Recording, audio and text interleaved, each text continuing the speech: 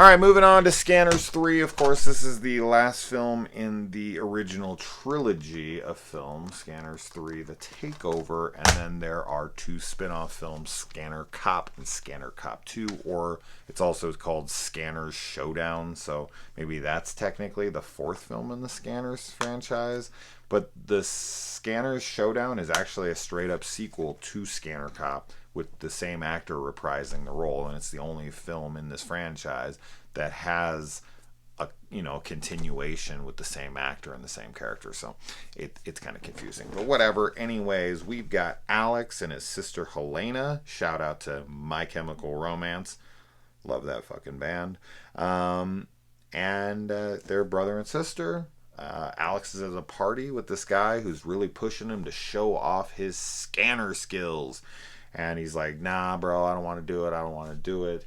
This franchise is very bizarre with, like, what people know about scanners and what people don't know about scanners. Like, they're just kind of like, nah, those don't exist. And then other people are like, yes, they do. So it's almost like an urban legend in a way, or like something people thought maybe existed at one point but don't anymore. I don't really understand. But anyways, something happens and he ends up killing his friend by knocking him out the fucking window. I will say this film is probably the most fun of all of the Scanner films. I have watched all 5 of them at this point in a row. So I can say that this one is probably the most fun to sit down and watch. This is like the one you sit down with friends and have a laugh with. This is the Mystery Science Theater 3000 one. Not that it's that bad, because it is kind of, but it's just so entertaining. Like, everyone's overacting like a motherfucker. Some of the villains are straight up cartoon characters.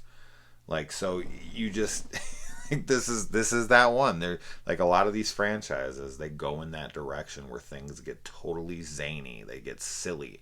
And those are the films that I usually end up enjoying the most, because I can just kind of turn my brain off and just laugh. And just laugh at the silliness of everything. So, yeah, anyway.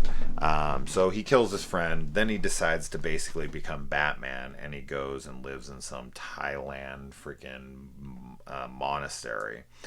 And this is now when his sister Helena and his girlfriend, who he left behind, was... I think he was going to try to marry her, but...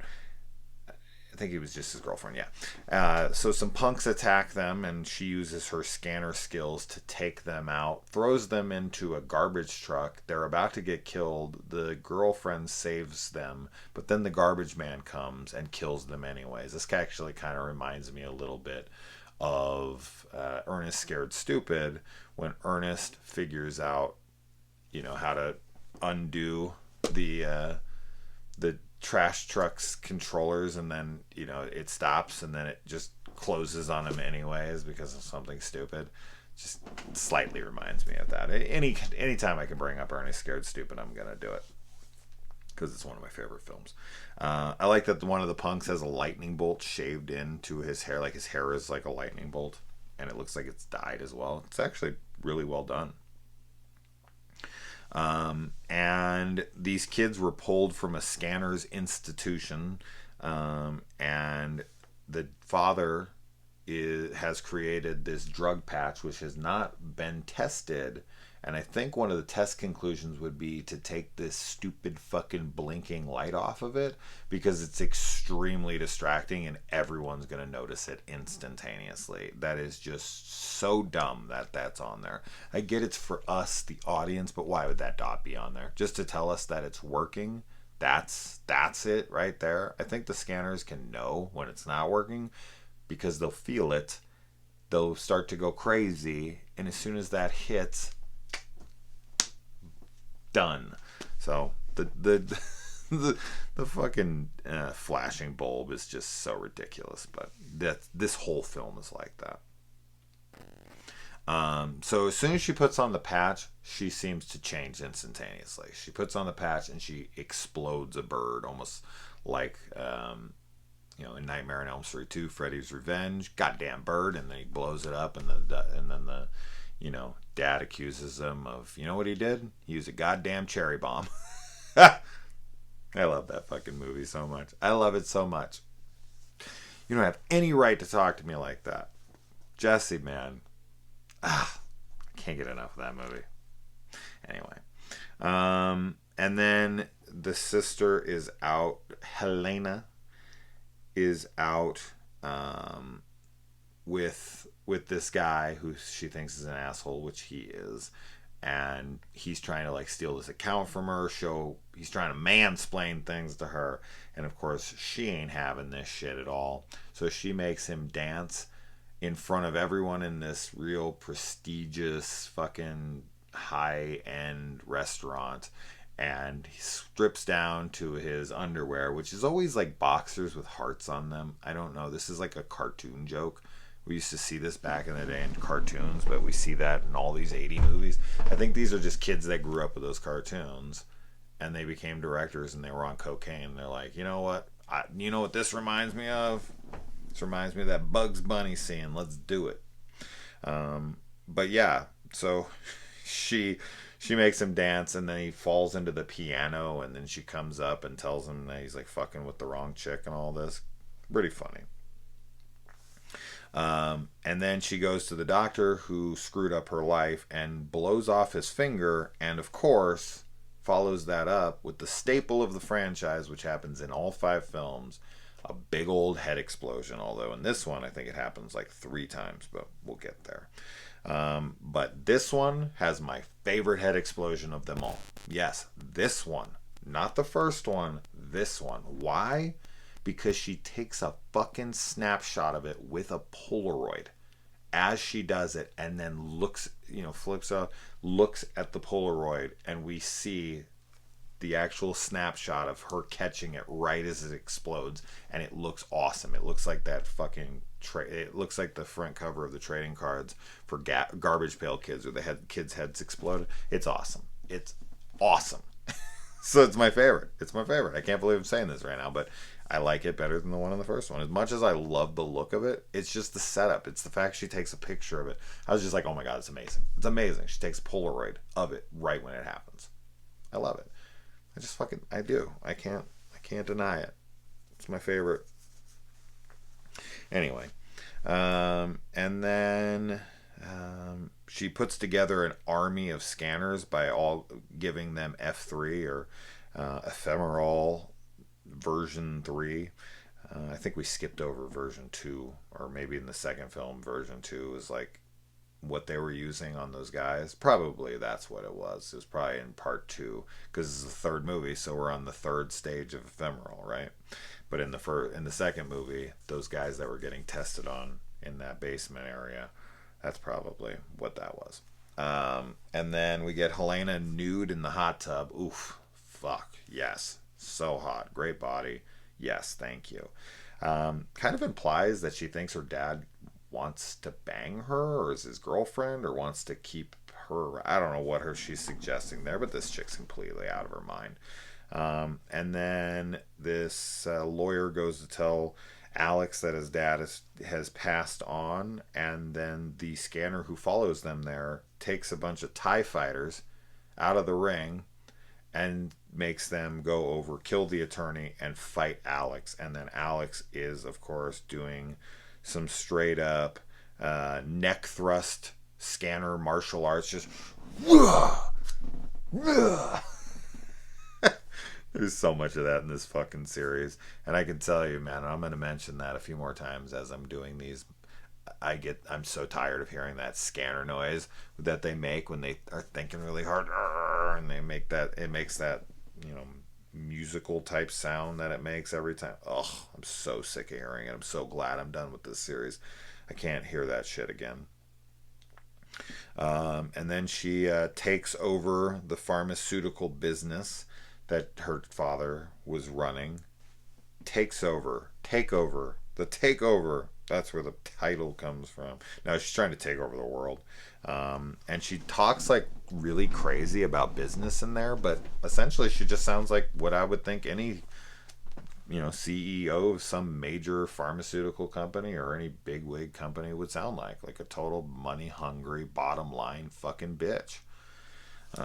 So when she was saying it, I know she's supposed to be acting like she's crazier than somebody like that, but sounds exactly what I would assume those guys sound like.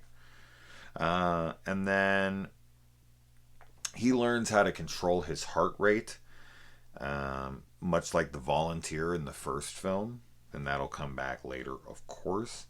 Um, and then Helena takes on a male assistant and then basically rapes him because he's like, I have a girlfriend. She's like, ditch her, and controls his mind. Then she totally makes him fuck her. That's rape. That's rape right there. Now, it's very hard for a woman to rape a man, but if you have scanner powers, it's very possible. So she makes him rape her. Now, looking at this girl, I mean, it's not the worst thing that's ever happened to anyone ever, but this guy might have been totally crazy about his girl. This is straight up rape. This is wrong. This is wrong. I don't care how hot she is. Unless she's not making him and he's all about it. But it does not appear that's the case. And then she realizes while they're having sex that she's controlling the people on the television. As long as she can see them, she can control them. So she can control them through the television, makes them basically come and fuck right on television, and then it cuts to like, the broadcast being interrupted because they had to shut it down for obvious reasons, FCC protocols and whatnot. And then she records herself on a camera and makes this guy watch it, and she realizes that even the playback, when the brother watches the playback later, that he immediately starts obeying her commands and goes to burn himself with a cigar on the hand and everything, much like John Bender's father did to him for spilling paint in the garage. Do I stutter? But yeah, so anyway, and then let's see. Then she goes over to this other dude's house and makes him do like a total triple somersault off the, he does the triple Lindy from Back to School.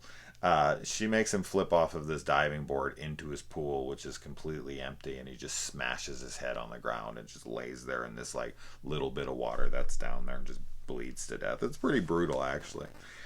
I thought it was very interesting that the recording can make the guy still do it. I know I already mentioned that, but I don't think I noted how crazy that is. So she could just like record that, put it on like a bunch, put it before any movie on like the ads, and ship out 1 billion copies.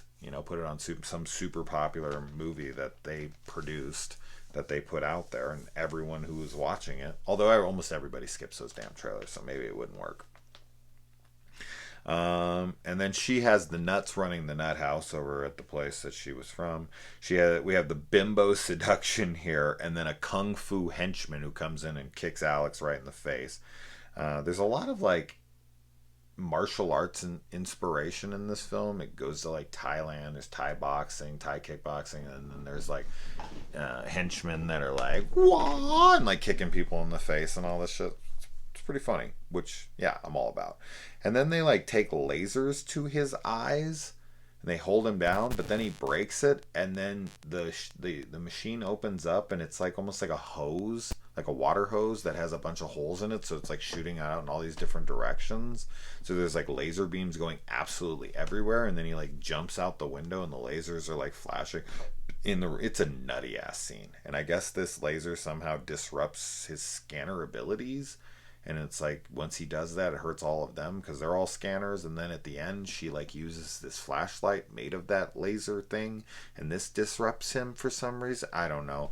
I must have missed when they were explaining what the fuck that thing was even, and what that flashlight was. I obviously must have slept right through that, which is weird because I thought I was paying attention, but I guess I missed things here and there. And his eyes are like bleeding red, but then in the next scene they're not at all.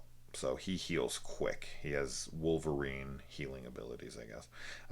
And then we get a school bus, which is driven by the henchmen, and they're chasing him on a motorcycle. It's like this little short school bus, like a short bus, and there's chasing him on a motorcycle, and then the motorcycle blows up as it goes out into the ocean, and there's an actual stuntman on it as he jumps off of it. It's like blowing up and he's flipping with the bike. It's amazing. It reminds me of that stunt at the end of Maniac Cop where the guy jumps off the truck as it's going off the end of the dock or the pier or whatever. It's an incredible stunt sequence. So kudos to the stuntman that did it. And then when the sister's drug wears out, she can't take what she's done. She immediately realizes that she killed her father and how awful she is. And this plays into the film later on as well. And then I love how Alex comes back, his girlfriend. He's in her house, by the way, which is really fucking creepy. You disappear and then you just end up in her home. Not okay. But then he comes in and he's like, I killed someone today. And she's like, excuse me? And then he's like, oh, and also your best friend, my sister, is a total fucking lunatic. And she's part of this experimental program. And she's, this and that. And then we cut to the next scene and they're in bed fucking. They're done fucking, but they have fucked. That is some serious pillow talk. He just comes back into town. He must have a magic cock or something. I don't know what's happening here. But you just show back up after disappearing for years. You break into your girlfriend's house, tell her you killed somebody, and that her best friend, your sister, is actually a scanner who's murdering people with her mind, and then she bangs you that night, and she's all like, it's not even like she's laying in bed like, what did I just do? I should be so mad at you right now. She's laughing, and she's like, are you paying attention to me? And this and that. She's all playful about it. It's like, did you not hear what he just said? Do you not remember what he just did to you? This guy is seriously something else. So there you go. And then we actually get to see her tits as well, and oh my god, they're phenomenal. Both of the girls in this movie that are nude are fucking phenomenal looking. So A+ nudity for sure. And then when he's hanging up on top of this building, he's just sitting there, and then this is the animated cartoonish dude who's just like, hi there, and then he just kicks the guy in the face and he goes off the side of the building. That was pretty fucking funny. And then he falls 50 feet onto a cop car, and somehow he's totally fine. I guess he used his scanning abilities to cushion his fall. That's what we'll have to go with. And then there's a bunch of jokes with the cops where they hate the city because an arm flies on top of their car and they're like, I hate this city. It's really, really stupid. And then the animated character's life. I know he's not really actually animated, but he's acting like it because he has this really weaselly laugh, almost like the one that Carl does in Billy Madison. Do that laugh again for me. Fuck. And then he stops his heart on purpose to save his life. Usually that's not what you do, but this is what he does. And then the doctor hits him with a defibrillator when his heart is stopped. Dr. Mike from YouTube has told me many, many, many, many, many times now that is not what you do. You do chest compressions. You do not hit with a defibrillator when the heart is stopped. Okay? That is not a thing. So says Dr. Mike. I haven't went to medical school. He has. He said it so many times now that I'm like, oh, okay, that makes sense. So yeah, if you see the flat line and then they take the the heart paddles things that George Clooney uses. Does anybody know what that? I've said that on the channel so many times. Does anybody even know what I'm saying there? I know it's called the defibrillator, by the way. I say that for a reason. If anyone's ever caught that in the past, do you know what movie that's from? The heart paddle things that George Clooney uses. Anybody? It's Basketball. It's Basketball. One of my favorite comedies of all time. Basketball. Coop says it. Get me those heart paddle things that George Clooney uses. Anyways. And then I like how he gets shocked and somehow that doesn't break his concentration enough to jolt his heart at all. And then we have the joke in the autopsy room where he comes back to life, and the you know the doctor that's down in there doing the autopsies, he turns around and he's scared by him, and then he's like, can I make a phone call? And then he breaks that kind of scared attitude to be like, is it a local call? That is a waka waka joke if I ever fucking heard one. And I laughed because it's so goddamn ridiculous. And then Helena blows a football player's head off on live television. So there's another head explosion. That's pretty funny. She says New World Order here. Now I know the second one is the New Order, but it's pretty damn close. And then the henchman's voice with the weasel laugh. He like comes out and he almost is talking like freaking the villain in Roger Rabbit, or Who Framed Roger Rabbit. And he talked like this. Like that's what he fucking sounds like. He's ridiculous. He's a cartoon character. And then he spins him in these rotating doors until he flattens and explodes and dies. This is amazing. I love this sequence. And then, as I said, she's trying to control people on the television, much like Wonder Woman 1984. Spoilers for that dumbass movie. And then she uses that flashlight that, I don't know what the hell that thing is.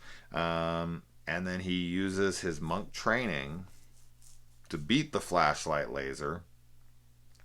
His monk training is everything in this movie. Thank God he went there. Everyone is so outraged. All the acting in this, all they're just like they look and they're like, it's so funny when they're like scanner battling each other. It's so over the top, but I love it. And I also like that when their faces are all contorted and disfigured and pushed out, protruding and breaking bones and everything as it's coming out. As soon as they stop, their faces seem to just go right back together. No bruising, no any sign that their face was literally like blowing up 10 seconds ago. This is so stupid to me. There'd be no recovery from the way their face is looking. So so stupid. And then Helena kills herself because she can't deal with what she's done. And then she transfers her consciousness into the TV static. And there's like intense music all throughout this film, but during the credits, none. Completely silent. So it's like really intense music, really intense, and then credits, and then zero music.